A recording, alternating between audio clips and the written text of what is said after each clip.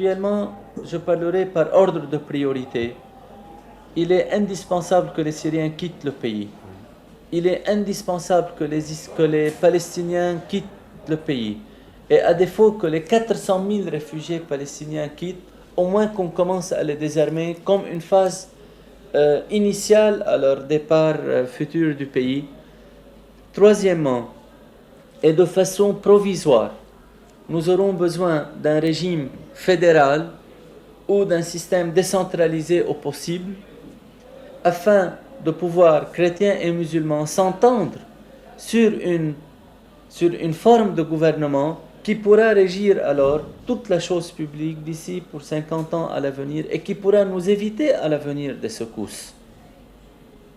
Donc le régime politique idéal sera à atteindre dans 2 ou 3 ans à partir du moment où on se sera libéré de toutes les forces d'occupation étrangères, mais certainement ça sera un régime démocratique, un régime libéral, sans oublier également toutes les réformes sociales et toutes les réformes de structures fondamentales pour le bien-être de l'homme et pour le bien-être de la société. Certainement, c'est des considérations qui seront primordiales dans le Liban nouveau auquel nous aspirons tous.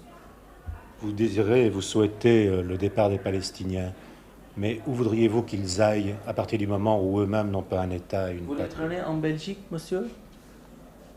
Vous les prenez en Belgique, nous pouvons vous les envoyer. Pourquoi tout le monde veut être généreux au compte du Liban? Pourquoi? Que ceux qui les aiment, qu'ils les prennent. C'est un cadeau que nous enverrons volontiers à ceux qui en veulent.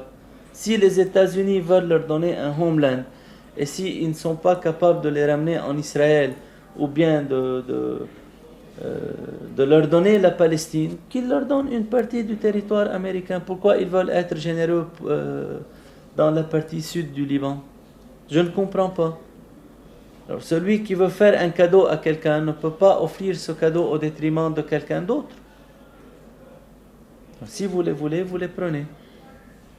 Pourquoi il faut que ce soit nous, ce petit pays de 10 000 km², avec une population de 2 millions d'habitants, que nous subissions 600 000 réfugiés palestiniens, alors que nous n'avons ni pétrole, ni sous-sol, ni richesse minière, ni richesse naturelle, et l'Arabie saoudite, ou bien la Libye, ou bien l'Algérie, qui sont les nations les plus riches du monde, les nations très peu peuplées relativement à l'étendue de leur territoire, et qui ne veulent pas avoir un Palestinien chez eux.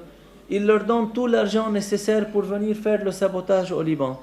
Ils leur donnent tout ce dont ils ont besoin à condition qu'ils ne viennent pas faire les imbéciles chez eux. Et c'est le Liban qui est en train de payer. Égard au Liban s'il a le malheur de taper un Palestinien. Égard aux Libanais s'ils ont le malheur de résister. C'est les États-Unis qui nous tombent dessus, c'est l'Europe qui nous tombe dessus, c'est les pays arabes qui nous taxent d'avoir trempé avec Israël, etc. Mais personne ne nous juge objectivement. Personne n'est juste avec nous dans son jugement.